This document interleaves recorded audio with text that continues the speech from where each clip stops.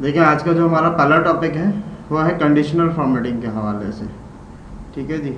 Excel 2003 के अंदर जो थी हमारे पास इतनी वैरायटी ऑफ कंडीशनल फॉर्मेटिंग्स नहीं थी। लाइक जैसे कि आजकल हमारी जो बिज़नेस की रिक्वायरमेंट है उसमें हमारे को बहुत सारी एनालिसिस करनी पड़ती है। एनालिसिस किस किस्म की, जैसे आपकी टॉप 10 रिपोर्ट्स हैं या बॉटम 10 रिपोर्ट्स हैं, या आप अपने कोई रूल्स बनाना चाहते हैं।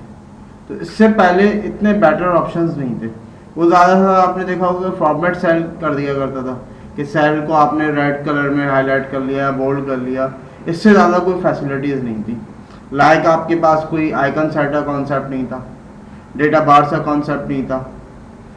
अब इसमें हमारे पास बंच ऑफ ऐसी कंडीशनल फॉर्मेटिंग प्रोवाइड कर दी है कि जिसकी मदद से हम कोई डिसीजन ले सकते हैं। अब इसको एक्टिवेट करने का तरीकाकार क्या है कि आपके पास होम रिबन पे स्टाइल्स मौजूद है। स्टाइल्स में आएंगे तो सबसे पहले टॉप पर है कंडीशनल फॉर्मेटिंग। कंडीशनल फॉर्मेटिंग के ऊपर आएंगे तो देखें आपको सबसे पहले क्या है, ये डेटा बार्स दी हुई है। बेसिकली क्या है, ग्राफिकली ग्रेडियंट्स है जो आपकी वैल्यूज की रेंज को दे रहे होते हैं। क्या करते हैं, ये आपका जो डेटा रिप्रेजेंट हुआ होता है उसमें देख रहे होते हैं कि जी हाईएस्ट वैल्यूज कौन सी है, उनके कलर कुछ और होता है, मिड वैल्यू से कलर कुछ और होता है, लोएस्ट वैल्यू कलर कुछ और होता है।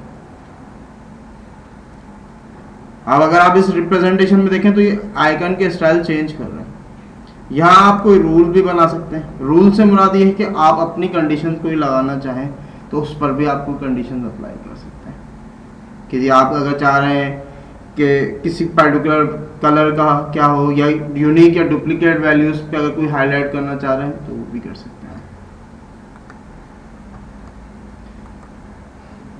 देन आपके पास आइकन सेट का कॉन्सेप्ट दिया है इन्होंने। आइकन सेट्स क्या है, उसके लिए भी आप स्टाइल्स में आएंगे, कंडीशनल फॉर्मेटिंग।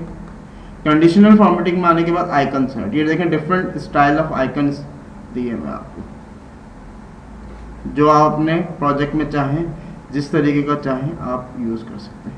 अब ये 4 एरो के सिग्नल्स यहाँ यूज कर सकते हैं।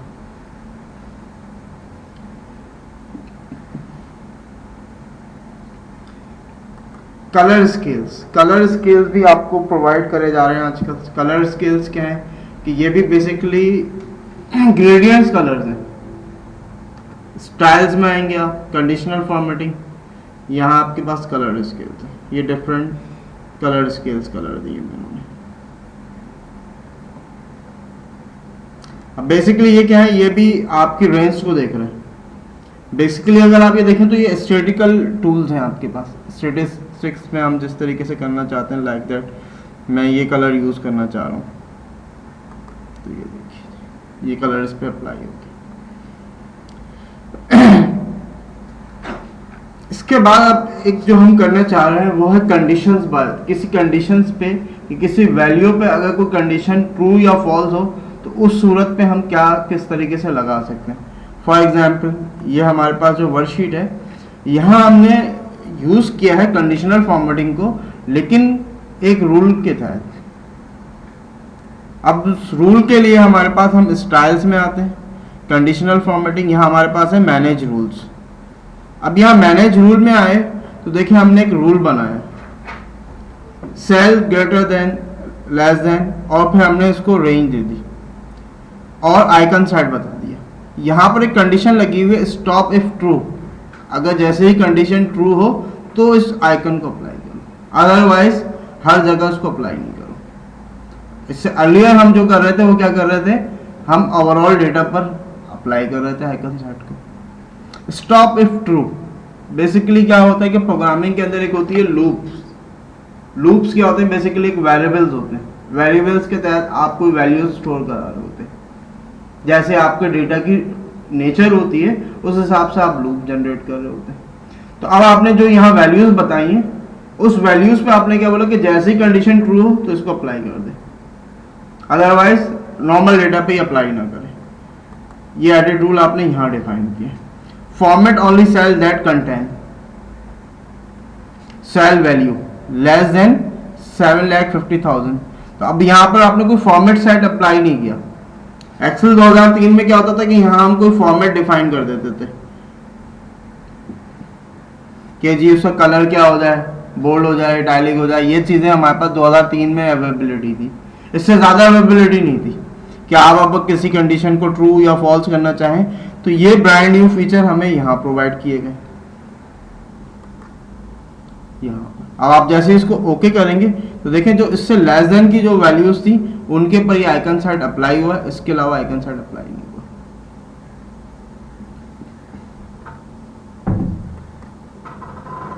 इसी तरह अगर आप वैल्यूज ले रहे हैं और वैल्यूज अगर आपके पास नेगेटिव में है तो नेगेटिव में देखें कि ये कलर को मजीद चेंज कर देगा।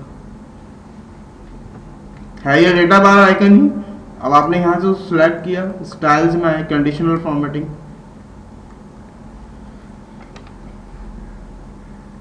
ये देखें ये टॉप वाली वैल्यूज है, इससे कलर देखें चेंज है एज कंपेयर इस कलर के। नेगेटिव वैल्यू पे देखें वो ग्रीन कलर से हाईलाइट कर रहा है उसको वैल्यूज को, ये नेगेटिव में वैल्यू है।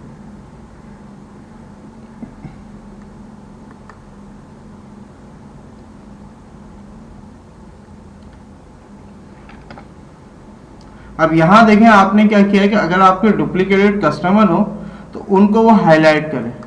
यहां आप मैनेज रूल में जाके आपने देखें डुप्लीकेटेड वैल्यूज की रेंज दी हुई है एक पूरा टेबल की, और यहां आपने क्या रूल डिफाइन किया हुआ है, फॉर्मेट ओनली यूनिक और डुप्लीकेट वैल्यू।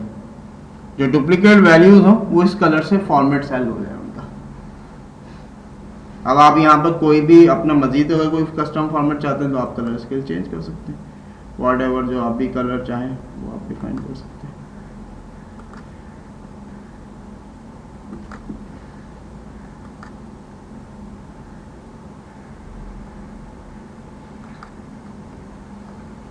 डुप्लीकेटेड कस्टमर को उसने हाईलाइट कर दिया। इससे पहले हमारे पास क्या फैसिलिटी अवेलेबल थी कि भाई हम डेटा रिबन में यहाँ जाके हम डुप्लीकेटेड की वैल्यूज को चेक कर लेते थे। ये डुप्लीकेट कलर्स वाली फैसिलिटी आप डेटा पे भी अप्लाई कर सकते हैं? जी, डेटा पे अप्लाई कर सकते हैं।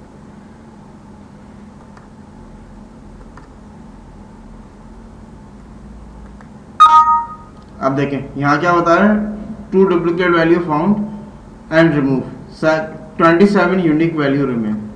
अब उसने क्या किया, जो डुप्लीकेटेड वैल्यूज थी उनको रिमूव कर दिया। यहाँ पर कैसे क्या दोबारा बताइए? ये यहाँ पर रिमूव डुप्लीकेट से, ठीक है जी। ये वैल्यूज आ रही हैं आपके पास, डेटा रिबन में जाते हैं, यहाँ रिमूव डुप्लीकेट। अभी आपके पास देखें ये डेटा आ गया, इसकी बिहाफ पर अगर आप डुप्लीकेट वैल्यूज को रिमूव करना चाहते हैं तो देखें अब यहाँ क्या है, remove duplicate, continue with current selection, remove duplicate का ऑप्शन है। जो भी डुप्लीकेट वैल्यूज होंगी ना उनको रिमूव कर देगा कस्टमर के टेबल के ऊपर।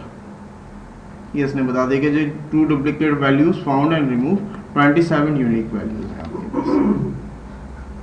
ये डेटा रिबन पे है जी, ये डेटा रिबन पर।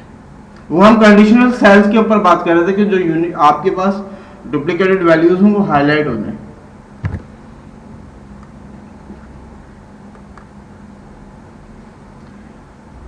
देन यहाँ पर माइक्रोसॉफ्ट ने एक और हमें टेक्नोलॉजी प्रोवाइड की, that is called sort colour. किस जो हम सॉर्टिंग परफॉर्म करते हैं, अगर किसी कलर पर हम सॉर्ट करना चाहें तो ये भी हम कर सकते हैं। इसमें इन्होंने हमें 3 कलर प्रोवाइड किए, रेड, ग्रीन एंड येलो। अब ये भी आप यहाँ पर चेक करने के लिए आप क्या करेंगे, होम रिबन पर जाएंगे, स्टाइल्स में जाएंगे, कंडीशनल फॉर्मेटिंग, मैनेज रूल्स। अब यहाँ आके आपने देखें, यहाँ पर आए आप कलर्स के आइकन पे, यहाँ आपने क्लिक किया तो देखें यहाँ क्या आ रहा है, फिल्टर बाय कलर। ये आपके पास कलर है। अगर आप येलो वैल्यूज को देखना चाहते हैं तो देखें येलो वैल्यूज आ रही हैं आपके पास। इसी तरह अगर आप ग्रीन वैल्यूज देखना चाहते हैं तो आपके पास ये देखें ग्रीन वैल्यूज। ओवरऑल डेटा देखना चाहते हैं तो आप इसे क्या कर दें, फिल्टर को अगर आपने क्लियर कर दिया तो देखिए ये वैल्यूज इस तरीके से आपको मिल रहा है। सर ये कलर लगाए कैसे, किसी रूल के तहत? ये इसका बिल्ट इन न्यू फीचर है यहाँ पर, सॉर्ट बाय कलर का। ये 3 कलर आपको दे रहा है। अच्छा जी, रेड, ग्रीन एंड येलो। वरना अदरवाइज आप कस्टम सॉर्ट भी बना सकते हैं किसी लेवल पर। ये रिबन में किस जगह पे? ये हम डेटा यूज करते हैं ना, यहीं पे हमारे पास फिल्टर पे मौजूद है, सॉर्ट बाय कलर।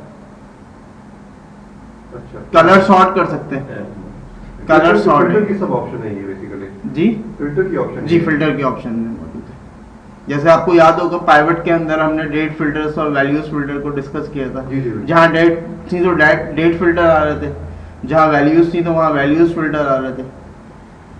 तो यहाँ आप कोई कस्टम सॉर्ट भी लगा सकते हैं। कस्टम सॉर्ट आप ये कर सकते हैं कि जैसे अगर आप 2000 की वैल्यूज पे स्मॉलेस्ट या लार्जेस्ट लेवल पे अगर कोई अप्लाई करना चाह रहे हैं तो यहाँ इस पर भी कोई आप वैल्यू दे सकते हैं, लॉजिक यूज कर सकते हैं। लेकिन ये आपको बेसिकली फिल्टर पे प्रोवाइड की गई है। अब यहाँ पर आके फिल्टर बाय कलर अगर आप रेड कलर लेंगे तो रेड कलर की जो भी वैल्यूज थी 2007 और 2008 में वो आपके पास हाईलाइट होगी।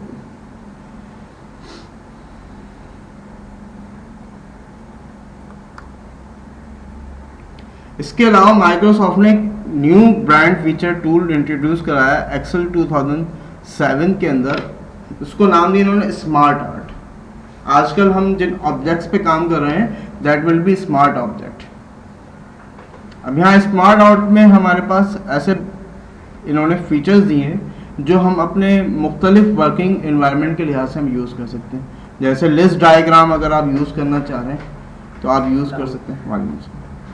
प्रोसेस डायग्राम है अगर आपके पास तो उनको यूज़ कर सकते हैं। कोई साइकिल डायग्राम है आपके पास, हायरार्किकली है, रिलेशनशिप्स हैं, मैट्रिक्स हैं, पैरामीटर हैं, ये इस किस्म के जो भी डायग्राम आप यूज़ करना चाहते हैं आप यूज़ कर सकते हैं। अब यहाँ आप अपने जो भी आपका टैक्स है वो डिफाइन करेंगे।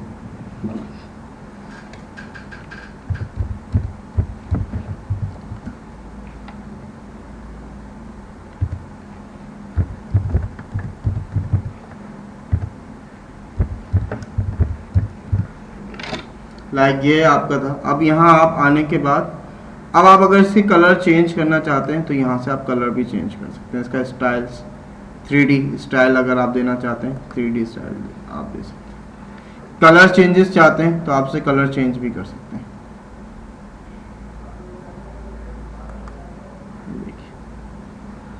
फॉर्मेट में आप चेंजिंग लाना चाहते हैं तो उसकी फॉर्मेट भी चेंज कर सकते हैं आप।